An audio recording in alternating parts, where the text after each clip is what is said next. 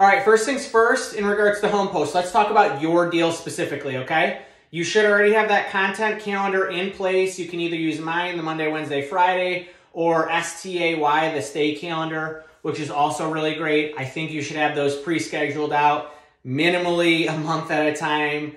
Better to do a quarter at a time. Really awesome if you can do a full year. Those are evergreen posts, which can just stay, all right? So pre-schedule as much as you can.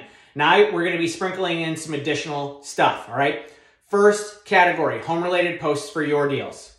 Every single listing gets you 4 posts minimally, all right? It's going to be coming soon, just listed, pending, and sold. You may have an additional post for back on market, price reduction. So you could have up to 6 posts, all right? So these should be nice. You should be using the professional photography, which you have to use on listings. Please don't take pictures on your iPhone. Get pro photos of your listings. You're gonna have the best photo, the photo you love the most for this listing. You're gonna use Canva. You're gonna write something on top. Just go to the Basanelli team on Instagram and you'll see, all right? You'll just write, coming soon, then a beautiful photo, and then you can even put like your logo, your brokerage's logo, your contact info as like kind of like a watermark on the bottom right, all right? So just know, every listing gets a minimum of 4 posts. Now, probably gonna say, that sounds crazy. People are gonna realize, and what I wanna tell you is they're not gonna realize. It's really easy to think that everybody's thinking about you as much as you are, and it is totally not true. Just keep posting. You're assuming that every single person who follows you is going to see every post of yours. That's absolutely not true. You're going to assume that they're paying enough attention to realize that you're reposting the same house multiple times. Doesn't matter. Also, very unlikely. All right? So just do it. Post as much as you can. Next, let's talk about buyers. You are minimally going to have 2 posts for every single buyer, and that is pending and closed, or pending and sold, whatever you want. Okay? Pending, I think you should ask the listing agent if you can use one of their professional photos. You'll take it, you'll put it into Canva, you're gonna put pending across the top, you can put your information along the bottom. And that caption on the pending post should be a little more general here. I do not strongly encourage you to say what you got a house under contract for or how you wrecked the listing agent in negotiations, because it is not closed and nothing is final until it's closed. So I usually say something along the lines of, hey, I'm so excited to have this Northville house under contract for my buyers. These are great friends and this is an incredible house. Can't wait to share more details once it's closed. Keep your eyes peeled. That's it.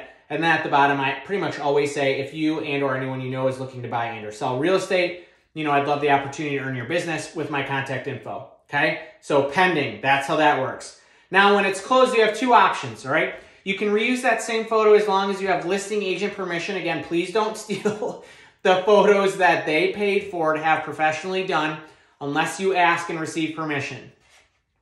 So that's good. You can use that as closed. In the closed post, the caption should be a little more personalized, right? As long as you're comfortable sharing that person's, a little bit about their situation.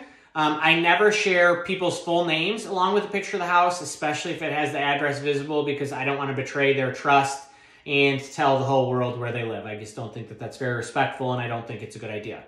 But if you want to do the post, you could say, I'm so excited for my good friend. This is an incredible house. Here's where you can share more details, right? House was listed for $675K. We got it under contract at $640, and the buyer walked into $10K of equity because it appraised at $650. All right, so you can share a little more details here. Please use common sense here about how much data you share. Again, please don't share somebody's full name with a picture of the house with the address. That would be inconsiderate.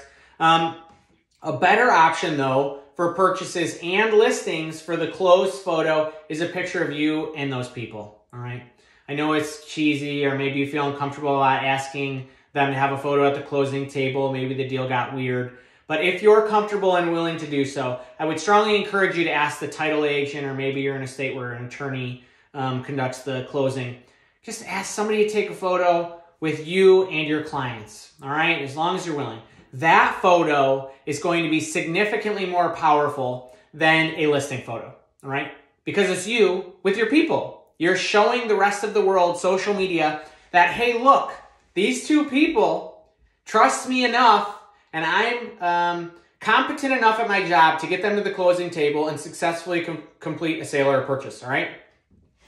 You're always trying to establish trust in the market, okay? And when you show more and more photos of you at the closing table, you are telling the world, all the people in your audience, the people who are watching your page, that, you know, I have a good flow of people who trust me. They know, like, and trust me enough to ask me to do business.